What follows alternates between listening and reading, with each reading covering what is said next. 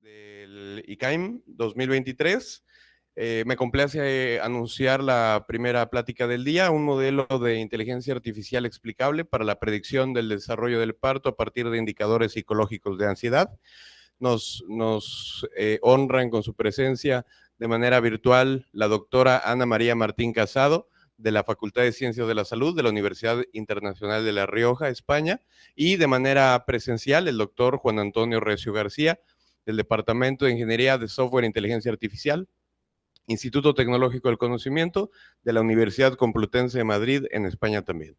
Sin más, los dejo y muchas gracias. Muchas gracias, Mauricio. Vamos a empezar la charla presentando un poco los antecedentes de este trabajo.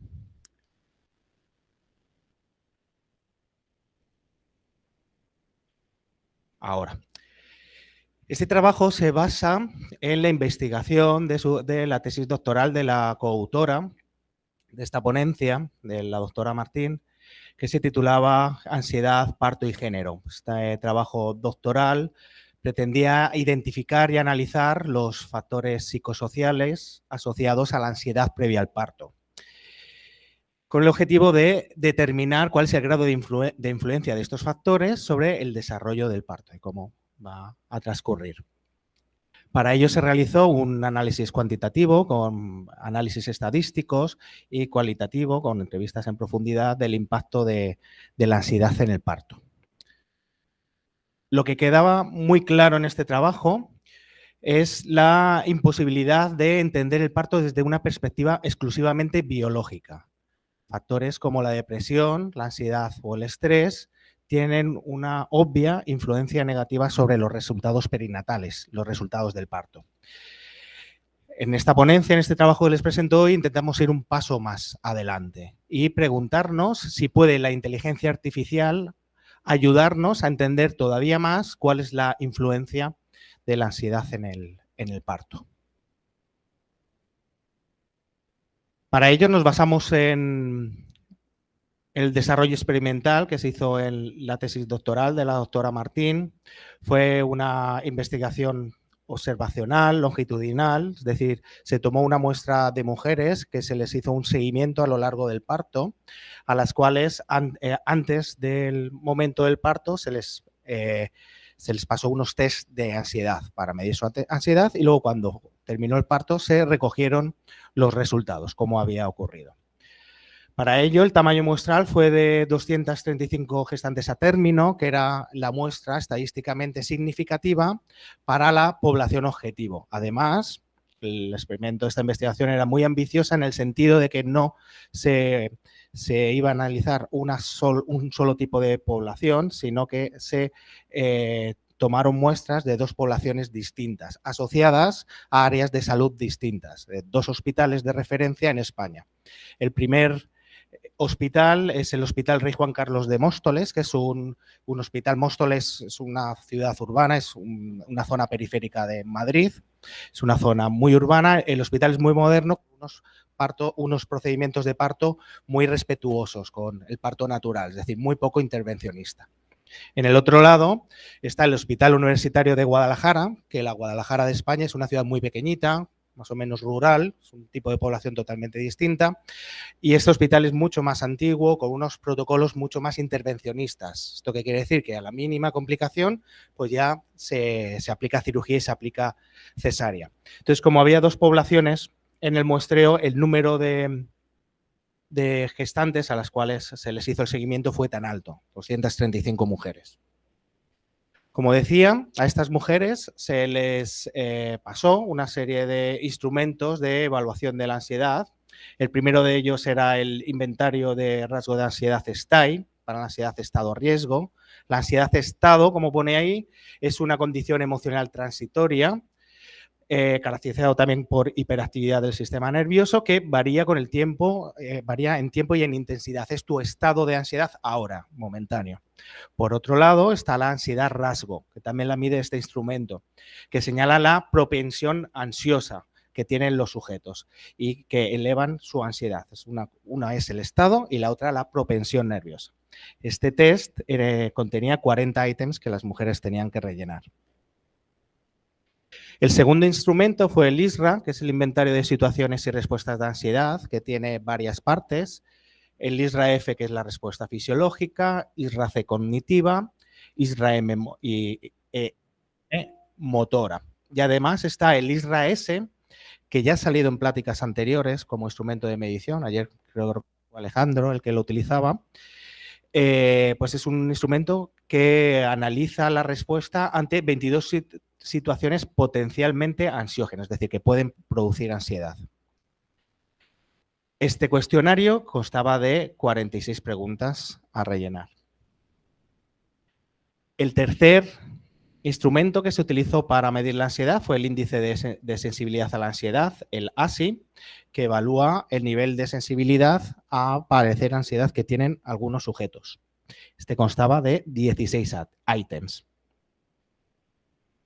Y por último, una encuesta de factores de preocupación ante el parto o perfeccionismo ante el parto, le denominamos PP, que esta es una encuesta de elaboración propia que elaboró la doctora Martín, basada en 3 escalas europeas. La escala de preocupación del parto y nacimiento, la escala de preocupaciones en el embarazo de Cambridge y la escala de Oxford sobre preocupaciones acerca del parto. Basado en esos ítems, en los ítems de estos cuestionarios, pues se hizo este cuestionario ad hoc de 16 ítems. Con estos 4 instrumentos lo que se consigue, que yo creo que es uno de los principales, un resultado muy importante de esta investigación, es un dataset completísimo. Como ven aquí, tiene 235 filas, una por cada mujer, y 142 columnas, que son las respuestas a cada uno de estos test de ansiedad, además del resultado fisiológico del parto, es decir, si fue, cómo transcurrió, cuánto tiempo llegó, etcétera, etcétera. Esto es un dataset que desde mi punto de vista ya tiene un valor por sí solo muy importante. Y este es el dataset que se analizó estadísticamente en el trabajo previo. Ahora nosotros vamos a analizarlo con técnicas de inteligencia artificial y nos vamos a basar, aunque hay varias variables objetivo en este dataset, nosotros nos vamos a centrar en las que consideramos las 2 más importantes. La primera es el tipo de parto. Es decir, si el parto era utóxico, el parto utóxico es aquel que comienza y termina de forma natural y espontánea, sin intervención médica. Aquí es importante resaltar que en España y en Europa los partos utóxicos no son realizados por los médicos, sino por una figura especializada que es la matrona, que es una enfermera que, si el parto va bien, simplemente acompaña a las mujeres y hace el expulsión.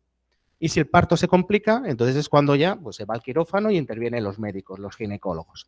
En ese caso, si el parto se complica, si el parto va mal, se dice que es un parto distóxico. Entonces, esta va a ser nuestra primera variable objetivo que queremos identificar con la IA y en este caso, este tipo de problema de inteligencia artificial le denominamos un problema de clasificación.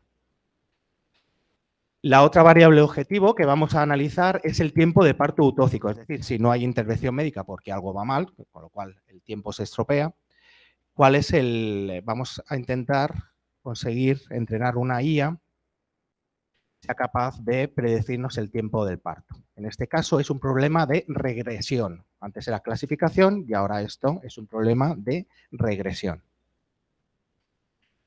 Con lo cual, reformulamos nuestro objetivo abstracto que teníamos al principio y la pregunta que nos hacemos hoy es si puede la inteligencia artificial ayudarnos a predecir estas variables basándonos en las estimaciones, en las valoraciones de ansiedad. Y para eso, pues lo que hemos desarrollado son 2 IAs, una para cada variable objetivo. Perdón. La primera, la que intenta averiguar el tipo de parto, la primera IA es una IA muy compleja que pertenece a la familia del Deep Learning, del aprendizaje profundo, que tiene un nombre también así muy sofisticado, que es un clasificador perceptrón multicapa. ¿Vale? Pues como su nombre indica, pues una técnica bastante elaborada para la gente, para los asistentes ya más técnicos utilizábamos Smooth Oversampling para nivelar las clases. Y como siempre se hace en este tipo de pruebas, lo que hacemos es dividir el dataset en una parte, que es el 75%, con la cual entrenamos la IA y luego tomamos el otro 25% para evaluarlo, para ver qué tal ha ido. En vez de utilizar las 140 columnas, porque vimos que los resultados eran análogos, lo que vamos a utilizar para esta IA son los totales. No sé si se ve correctamente aquí, pues tenemos el total de cada uno de los test y al final del todo está el tipo de parto, que es utócico y distócico. Esa es la variable objetivo que queremos evaluar. Y un poco como curiosidad, les he puesto abajo la distribución de parto utócico y distócico, tanto en España, en el año 2015, que es más o menos cuando se tomó la muestra, que vemos que más o menos es el 75% de utócico, parto normal, hecho por matrona, 26% distócico, y como vemos a la derecha, analizando la muestra se ve lo que decía antes de las dos poblaciones. Móstoles es un parto mucho más respetuoso con el parto utócico, pues la proporción de distócicos es mucho menor que lo que tenemos a la derecha en el Hospital de Guadalajara, donde vemos que había mucho más intervención médica en el parto distócico. Pero bueno, la media, que es el segundo diagrama de Tarta que tenemos ahí, que es la muestra, pues más o menos vemos que se parece bastante a la distribución global de España. ¿Y cómo funcionó esta red neuronal? ¿Qué es lo que hemos conseguido? Pues los resultados los tienen ahí en Classification Accuracy. La clasificación media, como pueden ver, es una tasa de acierto del 81,5%. Pero para entender bien este dato, necesitamos analizarlo un poquito más en profundidad y para eso tenemos que utilizar el esquema que tenemos a la izquierda, que tiene también un nombre muy bonito, que se le llama matriz de confusión, que nos permite analizar el tipo de error que realiza la red neuronal. En el eje Y nos muestra cuál fue el resultado real de ese parto. Y en el eje X, lo que habría predicho la inteligencia artificial para esa mujer. Entonces, sabemos el resultado real y lo que en el eje Y y en el eje X tenemos lo que hubiese predecido la IA y así podemos analizar el error. Los aciertos es la diagonal que va desde arriba a la izquierda hacia abajo a la derecha. Entonces podemos decir, bueno, pues arriba a la izquierda tenemos que 42 partos que eran realmente distócicos fueron predichos, nos vamos al eje X, como distócicos.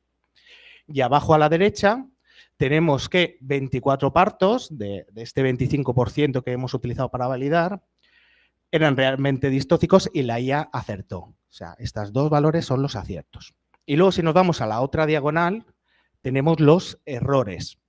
Abajo a la izquierda tenemos partos que realmente acabaron como utócicos, partos que no se complicaron, pero que la IA clasificó como problemáticos, como distócicos. En este caso, 9. Y aquí es donde nos tenemos que parar a pensar cuál es el coste real de los errores que haga la IA.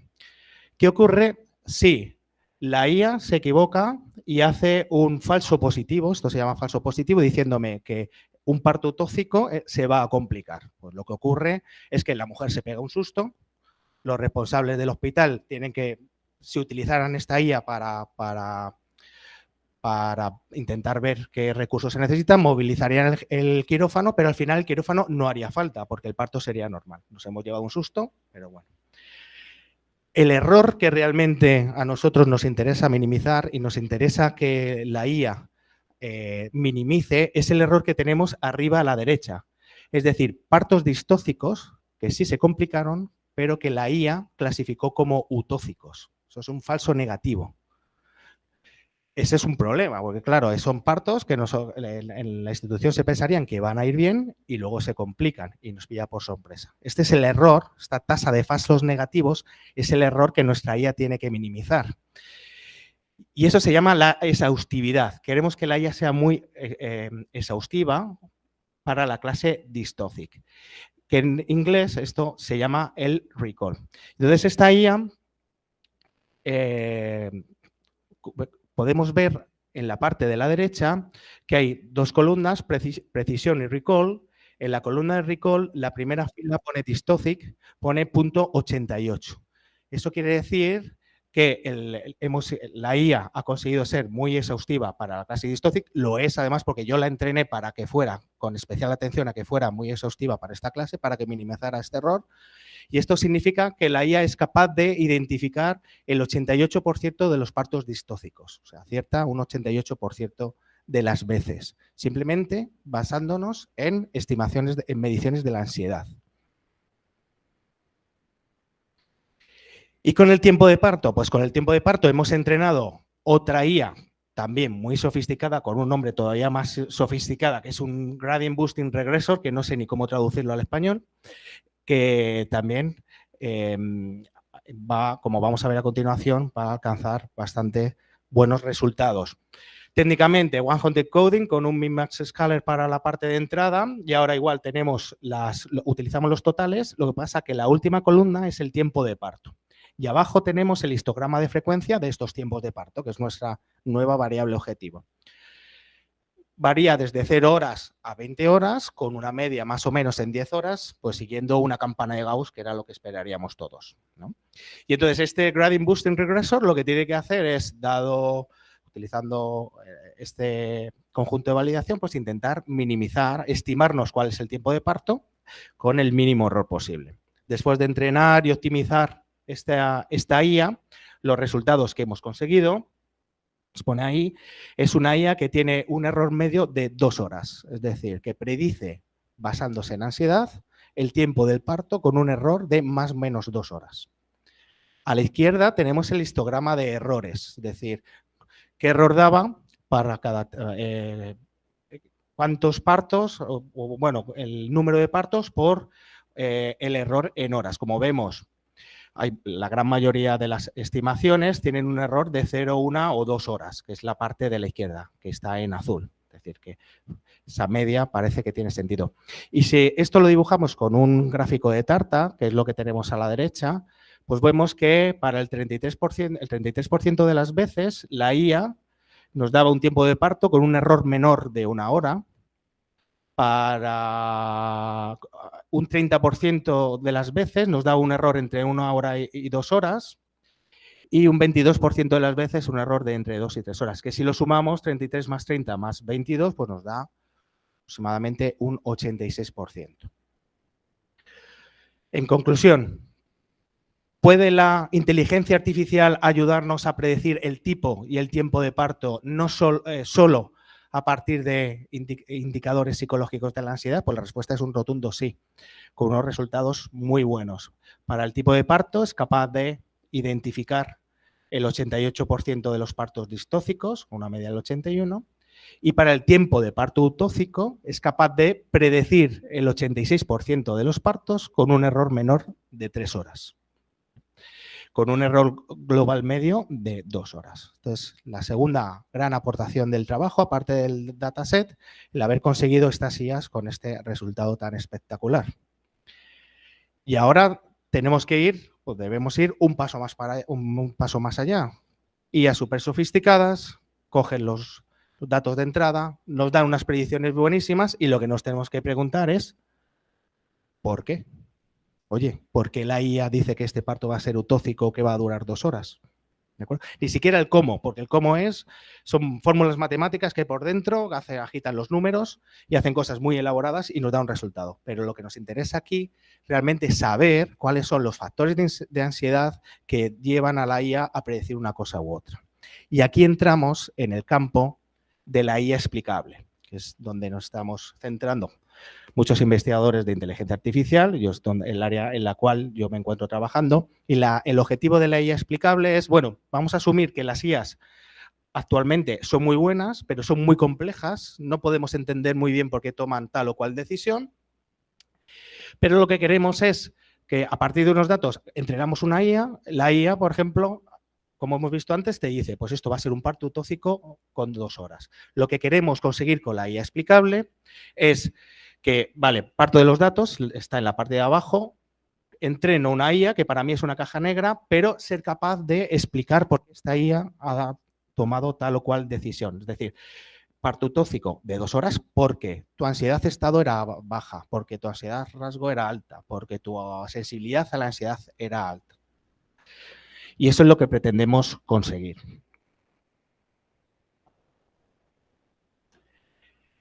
Claro, el impacto de esto es enorme, por eso hay tanto foco en la investigación y tiene usos a muchos niveles. Para la propia mujer, explicarla, oye, tu estado, tu ansiedad, eso va a conducir a un tipo de parto así, de esta manera u otra. Los profesionales sanitarios que la están entendiendo van a entender cómo ayudarla para minimizar esa ansiedad, para que el parto vaya mejor. Los responsables del hospital, los gestores, para poder predecir los recursos necesarios, o incluso a nivel institucional a crear políticas de salud públicas para, si hemos demostrado que la ansiedad tiene un impacto tan alto en el parto, pues para intentar minimizar esa ansiedad, pues formas de pues conocer el proceso de parto, los recursos hospitalarios o como sea, pues para intentar que los partos sean mejores, sean utóxicos, que al final, a fin de cuentas, son más baratos. Entonces, los usos y el impacto de la IA explicable es muy importante. El problema que tiene la IA explicable es que, por desgracia, las técnicas que mejor funcionan son las menos explicables. Aquí tenemos un gráfico a la izquierda de las principales técnicas de Machine Learning, de IA, y a la derecha tenemos un gráfico del Learning Performance, lo buenas que son haciendo su trabajo, y en el eje X su grado de explicabilidad. Entonces, por ejemplo, el clasificador perceptrón multicapa que hemos utilizado, pues es una técnica de deep learning, que si lo vemos en el gráfico de la derecha, muy buena porque está muy arriba, pero muy poco explicable porque está muy a la izquierda. Y el gradient boosting regressor que hemos utilizado para predecir el tiempo de parto es un assemble method que igual pues es el segundo que mejor performance tiene, pero tampoco es nada explicable. Entonces, aquí es donde es el reto de la explicabilidad, explicar estas técnicas de IA que son tan complejas y tan cerradas. Entonces, ¿cómo podemos hacerlo así, intentando explicarlo muy simple? Pues lo primero es asumir que las IA son extremadamente complejas, son una caja negra que agita los números y es prácticamente imposible entender el algoritmo que les llega a tomar una decisión. Lo que sí que podemos hacer es decir, vale, esto es una caja negra, si yo le doy esta entrada me da esta salida, lo que puedo hacer es intentar cambiar la entrada y ver qué repercusión tiene a la salida, ¿no? Imagínense que esos datos, que son la entrada que le pasamos a la caja negra, son los resultados de los test de ansiedad. Y nos dice eutóxico un 96%. Pues lo que puedo hacer es decir, vale, pues imaginemos que la tercera columna, el tercer valor es el STAI E. Digo, bueno, pues voy a subir de 25 a 35, estoy en la segunda fila, de la segunda imagen, voy a subir de 25 a 35 y ver qué pasa a la salida. Dice, pues mira, eso hace que la posibilidad de que sea autóxico disminuya. ¿Vale? Esto es más o menos lo que hace una técnica que ahora presentaré, se llama ALE o ALE en español, Accumulated Local Effects, y más o menos es lo que hace. Vamos permutando las entradas. Y luego hay una técnica que es un poco más elaborada que también voy a presentar, se llama SHAP, basado en teoría de juegos, que lo que hace es lo mismo pero con varias variables a la vez, que está es más o menos el ejemplo que está abajo. Es decir, bueno, pues subo el segundo valor, subo el 1, 2, 3, el quinto, bajo el otro y entonces hago combinaciones, variaciones en varias variables de entrada y miro a ver qué efecto tiene. Esto tiene un coste computacional muy alto, pero bueno, lo podemos hacer. Este es el método SHAP, este último. Entonces, hemos aplicado estos métodos de IA explicable para intentar entender estas IAs tan buenas que hemos conseguido. Y aquí tenemos los primeros resultados de ALE, que es la técnica un poco la primera. Aquí lo que vamos a tener son dos líneas centradas en el 0. Entonces, cuanto más cada línea representa la posibilidad, la influencia de cada uno de los factores de entrada a la clasificación de eutóxico y distóxico, y como es una clasificación binaria, pues como ven las líneas son simétricas respecto a este eje X. ¿Cómo se interpreta esto? Si las líneas son muy planas, son muy horizontales, eso significa que esa variable de entrada no tiene efecto en la clasificación que realiza la red neuronal. No tenemos ni idea de cómo lo hace, pero sabemos que no tiene efecto. Hemos modificado la entrada y vemos cuál es la salida. Entonces, no se lee muy bien, pero las dos primeras gráficas corresponden a la variable de entrada Hospital Guadalajara y la segunda Hospital Móstoles. Y como ven, no tiene ningún tipo de influencia en la clasificación, que esa era una hipótesis de partida que teníamos, que las dos poblaciones, los protocolos se van a tener efecto. Y realmente lo que nos dice esta explicación de la IA, que clasifica muy bien, es que no. Luego, arriba a la derecha, hay otra variable que no, bueno, puede estar de alguna manera relacionada con la ansiedad y la doctora Martín me pidió que incluyera porque la literatura dice que tiene mucho impacto en el desarrollo del parto, que es fumador, es smoker no y smoker yes. Y curiosamente, los resultados que nos salen a nosotros es que no tiene influencia en el desarrollo del parto. Y aunque sí que hay literatura que lo avala. Y ya si nos vamos a la segunda fila, a la tercera gráfica, abajo, esta variable lo que nos indica es que la mujer antes del parto, las semanas de antes, no quería ponerse la epidural. Y ahora sí que vemos cómo esta variable sí que tiene una gran influencia en la clasificación entre utóxico y distóxico, en que ya las líneas no son planas. Y si nos vamos abajo a la derecha, la última gráfica de la esquinita, esa es la gráfica correspondiente al STAI E, el STAI estado, que vemos que para valores muy bajos de ansiedad-estado sí que hay mucho impacto en la impacta mucho en la clasificación utóxico-distóxico que hace la red neuronal. Un poquito también para valores altos. Si seguimos con el resto, vemos el de arriba a la izquierda, el primero, estado rasgo, STAI R, vemos que para valores muy altos sí que empieza a tener impacto en la clasificación. La preocupación del parto, este TESA-DOC es el segundo, pues vemos que valores muy bajos también tiene impacto en la clasificación y tuvimos que preocupación muy baja será que tenga más oportunidad de que el parto sea utóxico. Pero bueno, aquí simplemente nos dice el impacto. Y nuestro ganador o principal sospechoso, que según este método, es el ISRA-S.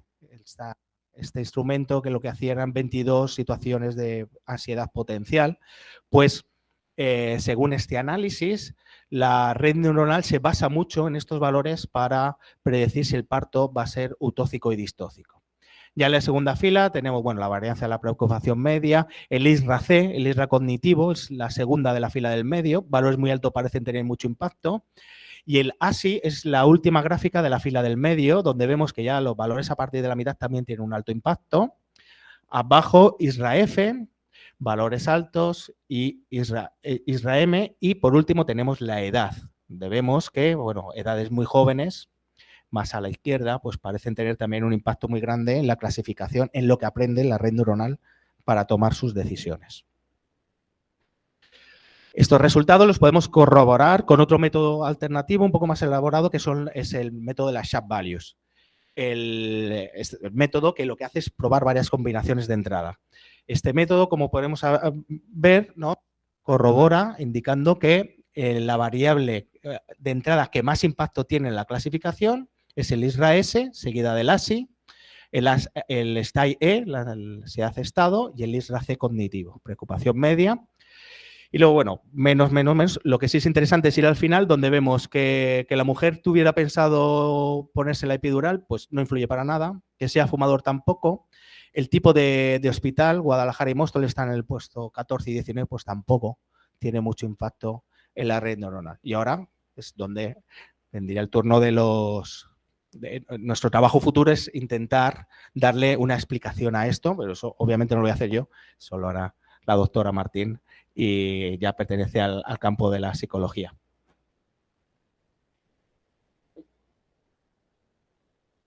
Vale. Con SHAP también podemos analizar el impacto de las variables una por una, ¿no? Entonces, pues aquí tenemos el dependency plot, el gráfico de dependencia, pues para la variable edad.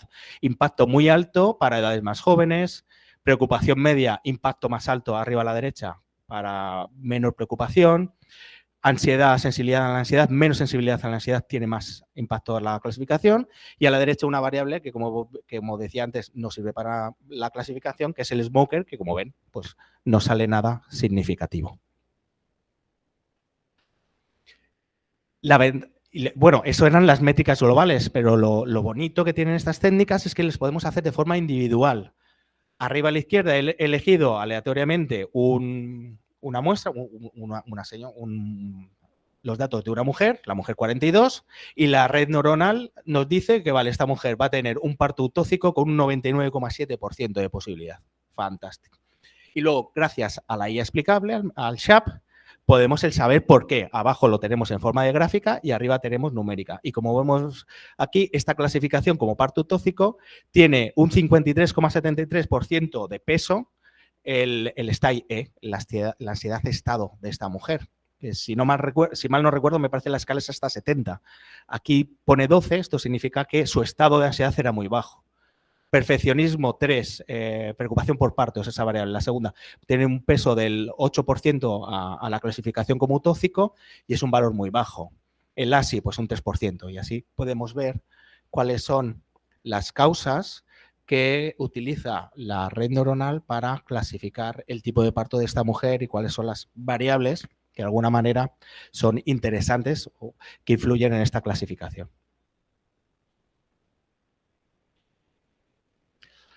Y para el tiempo de parto, aquí sí que incluimos, porque igual que antes hay mucha evidencia científica, el número de hijos. Esto es algo que prácticamente es de sentido, vamos, todo el mundo sabe, cuanto más hijos, el segundo hijo, el tiempo de parto es mucho menor que el primero, etcétera, etcétera. Y aquí obviamente esto nos salía refrendado, que el número de hijos es la variable más importante, y seguido de la sensibilidad a la ansiedad y el ISRAC, aparece otra vez por aquí. Y luego, pues bueno, hay muchas variables abajo que no tenían ningún impacto. Pues la edad, el hospital, el smoker, si quería o no inducción. Bueno, pues son elementos que ahora hay que darle un significado un poco más psicológico o antropológico. A ver.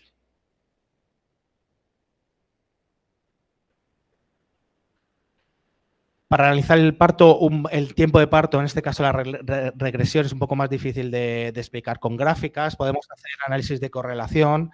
En la izquierda tenemos tiempo predicho por tiempo observado. La idea es que estuviera todo alineado en la línea naranja, todos los puntitos, coincidiera el tiempo observado con la predicción. Ese sería nuestro objetivo. Y luego también podemos hacer análisis de residuales. El residual es la diferencia entre lo que estima la red neuronal, el tiempo, menos el tiempo real. El objetivo es que fuera todo cero. Entonces, una variable predictora muy buena como children, que es la que tenemos arriba a la derecha, pues todos los puntitos tienen que estar lo más cerca posible de la línea naranja, que es la del cero. Vemos aquí que lo hace para 0 hijos, que sería la primera columna de puntos. La columna del medio es para tener un hijo. Vemos que el variable número de hijos igual a 1 nos sirve mucho para predecir el tiempo de parto. Y luego, bueno, pues abajo he puesto el ASI, que era el segundo factor más representativo, que más o menos los puntos están también cerca de la línea naranja, pero bueno, no se ve muy claro. Pues con todas estas técnicas lo que nos permiten es entender estas redes, estas inteligencias artificiales tan precisas y tan buenas para hacer la predicción sobre el tipo y el tiempo de parto, y además, pues gracias a la IA explicable, como decía, entender por qué están tomando o nos están diciendo tal o cual resultado.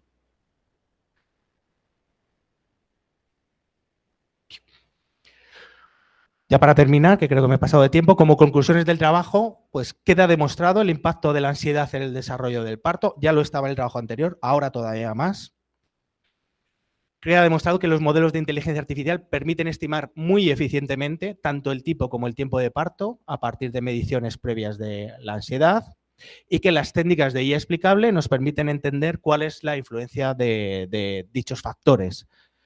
Y nuestro objetivo es que estos resultados abran la puerta a utilizar este tipo de modelos para mejorar la atención de las mujeres a nivel hospitalario y la predicción de los recursos sanitarios que se puedan requerir, porque, como decía al principio, nos estamos basando simplemente en test de ansiedad. Que simplemente son test que pueden rellenar las mujeres simplemente cuando están esperando en la sala de espera. Y sin más, pues quedo a disposición de sus preguntas.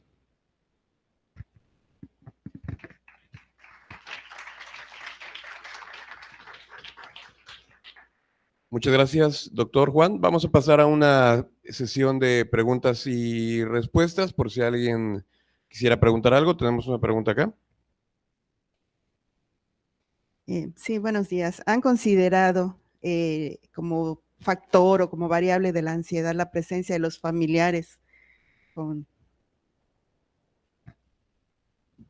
Sí, se oye. No, la verdad es que si no recuerdo mal, está la doctora Martín en el MIT, pero me puedo corregir, pero yo creo que no lo tomamos en cuenta. Pero sí que sería una variable que causara ansiedad. Pero sí, puede ser. Vamos. El esposo o la mamá, sí. Sí que puede ser una variable a tener en cuenta. Sí, sí, sí.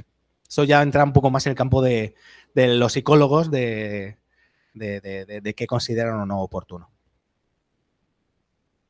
Ok, gracias. Yo tengo una pregunta. Me dio la impresión de que usan como entrada los scores de los diferentes test. ¿Es así o usan todos los items? Pues no lo he dicho. Probé ambas opciones, con los 142 y con los totales. Y lo que ocurre es que los resultados eran más o menos similares. Con la diferencia del tiempo de cálculo. Se utilizaba las 142 columnas, pues eso tardaba en entrenar. Obviamente yo aquí he mostrado las IAs que mejor han funcionado. Yo estuve 3 semanas entrenando IAs, haciendo el tuning de los hiperparámetros. O sea, entonces, claro, con la versión reducida yo vi que daba resultados similares y me centré en ella por tiempo de cálculo. Pero es muy interesante la pregunta porque aunque daba resultados similares, el análisis a través de los métodos de IA explicable de Shai de los modelos entrenados con todos los valores daba cosas muy interesantes. Por ejemplo, en uno de los tests, que no me acuerdo cuál era, se le preguntaba directamente a la mujer si estaba preocupada por el desarrollo del parto. Creo que era el test ad hoc, el de preocupación media. Y cuando hacía las gráficas del Shab o del Ale, salía ítem 17 del test de preocupación media y me fui y era justo el ítem que directamente les preocupaba por el desarrollo del parto. Y lo tengo ahí un poco de trabajo futuro. Este trabajo lo queremos publicar ahora en revista, obviamente. Y es algo que me queda por hacer de trabajo futuro. Igual que venía pensando yo ahora de camino, hacer IAs específicas para cada población. Aunque haya salido que no tiene impacto, sí que me parece interesante filtrar hospital de población un poco más urbana versus población un poquito más rural. Sí, exactamente. Justamente en ese sentido va la pregunta, porque sería creo que es razonable que los performance sean similares por el hecho de que pues hay una dependencia evidentemente en el score de los elementos, de los items, ¿no? Del cuestionario. Entonces creo que es razonable el eso la media o la suma. Pero pues abre una caja negra en un contexto distinto, ¿no? Sobre qué exactamente es lo que encontraron, al menos de manera un poquito más informal, ¿no? Pero ¿cuál es exactamente el ítem que es alto, bajo, etcétera, que afecta, ¿no? Y probablemente creo que esto podría ser muy interesante, como comentaba esto a lo mejor ya entra en el campo de la psicología, ¿no? Pero estoy seguro que algo se puede hacer desde el punto de vista psicológico para tal vez apoyar en el proceso, una vez que se identifica cuál es el ítem, ¿no? Que está justamente contribuyendo más a un outcome, ¿no? Aquí hay un comentario técnico. Aquí podemos tener un problema técnico porque estas técnicas, tanto de predicción como de explicación, se sesgan mucho si hay correlación directa entre los valores de entrada. Es decir, si son variables independientes, pues, no hay problema, pero si tenemos una columna que es el total, que es la suma de 10 más, eso da problemas a la hora de hacer los modelos. Y por otro lado, pues claro que sí, yo lo que veo ahora es que lo que tendríamos que hacer es intentar ver cuáles son los factores más importantes, incluso a nivel de ítem, cuáles son los ítems que son más predictores. Y a lo mejor eso ayudaría a preparar un cuestionario de 15 o 20 ítems que podrían rellenar a las mujeres perfectamente en la sala de espera una de las consultas previas y que a lo mejor pues, no tuvieran un 88% de acierto, pero tiene un 75% y simplemente con rellenar esos 20 ítems que nos han resultado los más predictores del todo, pues podemos saber pues, un 75% si esa mujer pues, va a tener un parto utóxico, distóxico y pues para preparar el parto, intentar evitarlo, etcétera, etcétera. Sí, que yo creo que es el trabajo futuro que tenemos ahora. Sí, claro, ¿no? Y reducir la cantidad de de ítems al momento de contestar el cuestionario, ¿no? Exactamente, y justo ahí enlazamos con la siguiente ponencia, que es el método de Claro, IREX, sí, que sí, viene a continuación, que es para el refinamiento de los cuestionarios. Ojalá existiera alguien que estuviera trabajando en una técnica para reducir cuestionarios, ¿no? Sí, la dimensionalidad de los cuestionarios. Que es justamente la plática que sigue. Gracias, Juan. No sé si alguien tenga alguna otra pregunta.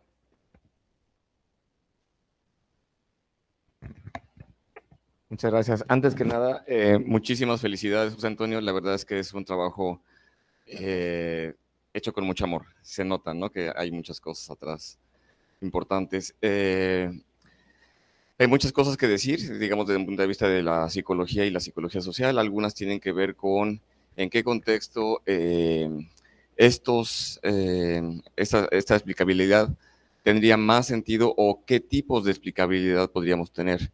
En tu gráfica, donde estaban las mujeres, los profesionales de la salud, los institutos que atienden a las mujeres en labores de parto, pues necesitan distintos tipos de explicaciones. Algunas necesitan quizá una gráfica donde se muestre, mira, tú estabas esperando este tipo de cosas, pero lo más probable es que suceda esto otro, vete preparado de esta manera. Las y los profesionales de la salud necesitarían otra lógica de explicación. Entonces, quisiera problematizar, por un lado, la idea de explicación como una sola cosa, que en cuanto me ordena las variables, cualquier público debería entender qué quiere decir con esa explicación. Ahí hay mucho trabajo por hacer. Desde el punto de vista de las humanidades, especialmente de la filosofía y la ciencia, lo que podemos decir es que la explicación siempre es relativa a una comunidad epistémica, a una comunidad que tiene ciertas expectativas previas y está esperando cierta lógica causal que no es probablemente la que otras comunidades tengan. En ese sentido, entonces, yo sugiero que se exploren formas de representación de las explicaciones que puedan ser mucho más inmediatas y útiles, incluso con lo que acaban de ustedes comentar, ¿no? Si son, en lugar de todos los instrumentos, solamente son 20 reactivos, 15 los que son más importantes, las mujeres pueden decir, ¿por qué no me hiciste toda la batería? ¿Por qué a la persona de al lado le estás preguntando tantas cosas y a mí nada más estas? Estoy más en problemas, ella está a punto de tener algo. La idea de explicación es algo que tenemos que problematizar porque tiene muchas implicaciones humanas. Los seres humanos, como intenté decir ayer, en realidad nos movemos por explicaciones de lo que nos pasa y de lo que está pasando con los demás, y es muy importante como tender estos puentes, ¿no?, entre la parte de lo que queda perfectamente claro y lo que se siente de eso que me están diciendo, por ejemplo. Hay mucho más que decir, pero digamos quisiera aportar esta lógica o esta idea de pensemos juntos la explicación. Exactamente, te lo agradezco por varias razones. En realidad, esta transparencia que he mostrado anteriormente es una adaptación de una transparencia que es global de SHAI, justo para poner en relevancia eso, la importancia de la personalización de las explicaciones. De hecho, el proyecto, yo tengo un proyecto de investigación nacional en España, financiado por el Ministerio de Ciencia allá, y el proyecto se llama PERSAI, que es personalización social de IA explicable. O sea, justamente el objetivo que estamos investigando, y encantadísimo de colaborar contigo, que nos echaras una mano, es en ver cómo podemos personalizar estas explicaciones. Porque claro, tú esa gráfica del SHAP o las gráficas del ALE, pues yo las he intentado explicar lo más fácilmente posible, pero obviamente esto hay que adaptarlo y cada uno tiene sus expectativas. La explicación que necesita la supervisora del paritorio, que tiene que ver cuántas matronas pone para el turno, qué quirófano necesita o tiene que abrir, no es la misma que una persona en una institución que quiere hacer políticas de salud pública y esté pensando, pues si bajo la ansiedad, ahorro en recursos sanitarios. Entonces, justo esa es la línea y justo ahí es donde nosotros, como informáticos, necesitamos la colaboración de la gente de los profesionales de la psicología para que nos ayuden en este campo, ¿no? Y buscamos esta colaboración transdisciplinar. Tenemos tiempo para una pregunta más, entonces, ¿por acá hay alguna? Gracias por la presentación. Mi pregunta va respecto a la precisión de clasificación con esta red de neuronal, si depende de alguna manera también del tamaño de la muestra. Sí. ¿Cuál sería el mínimo de la muestra y si se cambia esta precisión, si se aumenta o se disminuye?